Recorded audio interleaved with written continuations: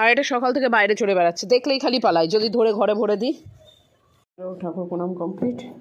এখানটা সকালে জল করে একটু মুড়ি নিয়ে নিলাম এখানটা।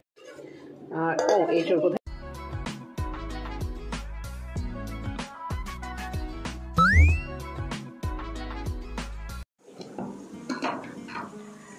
আজকে হবে এঁচোড় রান্না। এঁচোড়টা রবিবার দিন কিনে নিয়ে এসলাম, আজকে মঙ্গলবার, নিরামিষবারের দিন হবে এঁচোড়।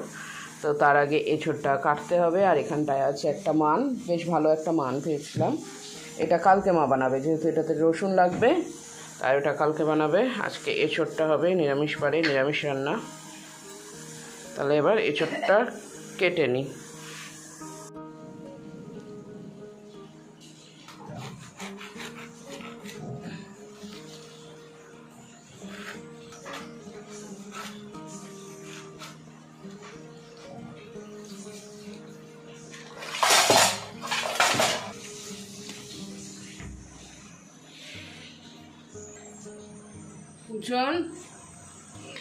শোন, এবার এঁচোড়টাকে একটুখানি ভাপিয়ে নিয়ে তারপর হবে রান্না। কি করছিস চালের ওপর? ওটা তোদের বসার জায়গা? কি উঠে গিয়ে নামতে পারছিস না? না রোজ উঠানামা করিস? উঠে গিয়ে নামতে পারছে না নাকি?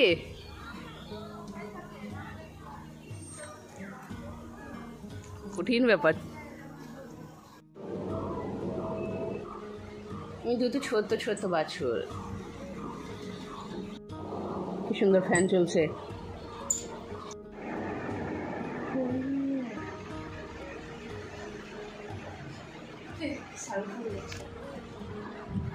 হ্যালো বন্ধুরা, welcome back to Priyanka JoJo blog. তো কেমন আছো সবাই? আশা করি সবাই খুব ভালো আছো, আমিও ভালো আছি আর সবসময় ভালো থাকবে। আজকে হচ্ছে মঙ্গলবার আর এখন 10:30 মতন বাজছে। আমার ব্লগটা শুরু করলাম। তো আমার দেখেই বুঝতে পারছো স্নান টান সব হয়ে গেছে, শুধু পুজো করা বাকি, পুজো করব। আর এই দেখো আঙুলে দেখো কেটে গেছে, সকালবেলা সবজি কাটতে গিয়ে কেটে গেল। কিভাবে কাটলো নিজে না কেটেছে কীভাবে সেটা নিজে বুঝতে পেরেছি। এঁচোড় কাটছিলাম, এবার এঁচোড় কাটতে গেলে হাতেও তেল মাখতে হয় আর বটিতেও তেল মাখাতে হয়। এবার আমি হাতে তেল ঠিকঠাকই মেখেছি, বটিতে বেশি মাখিয়ে দিয়েছি, দিয়ে বটিটা স্লিপ হয়ে গেছে।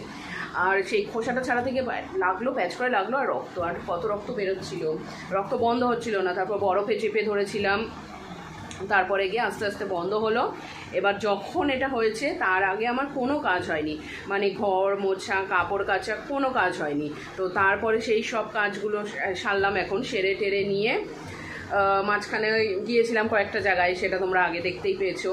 মানে ব্লগটা এখন শুরু করছি বলছি, কিন্তু তার আগের জিনিসগুলো তোমরা দেখতেই পেয়েছো, কোথায় কোথায় গেছিলাম। দিয়ে তারপরে এখন এই মানে হাতটা এখন ঠিকই আছে, রক্ত পড়াটা বন্ধ আছে। তো কাজটা আমরা সব সেরেছি। এবার যাব পুজো টুজো করে খেয়ে দিয়ে যাবো পুজনকে নিয়ে ডাক্তার দেখাতে। ডাক্তার দেখাতে বলতে যাবো হচ্ছে ওর চোখের ডাক্তার দেখাতে। ওর মানে ইয়েতে বসে, বেঞ্চে বসে বোর্ডের লেখা দেখতে একটু অসুবিধা হয়। এবার এখন অল্প বয়সে ধরো যদি চশমা টশমা দিয়ে দেয়, এই চুল আসলে চুল যা বাইরে ফেল,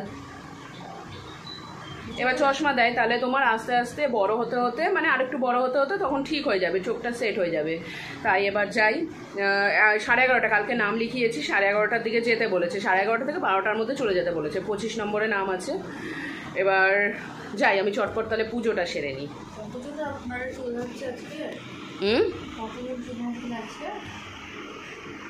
কেন সবাই দেখায়, যার যখন দরকার পড়ে তখন দেখায়।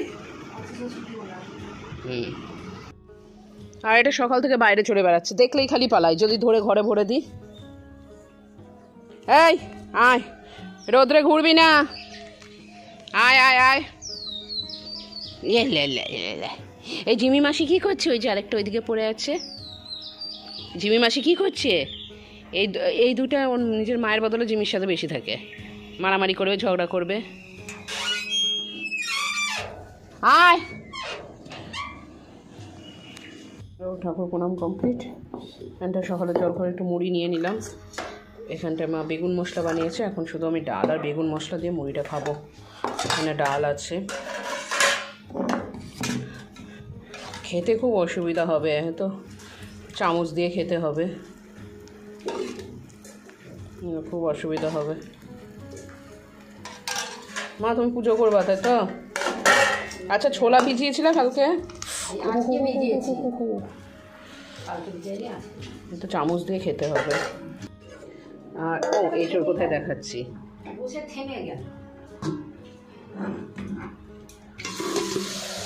আর এই যে এঁচড় দেখতে দারুণ হয়েছে, তো দুপুরে খাবো।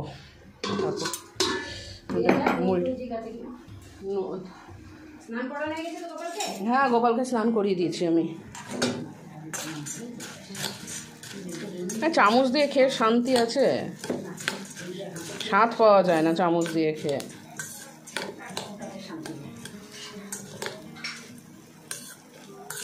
প্রসাদটা নামিয়ে না। প্রায় 11টা বাজতে চলেছে, এবার আমি খাওয়া দাওয়া করে বেরোবো।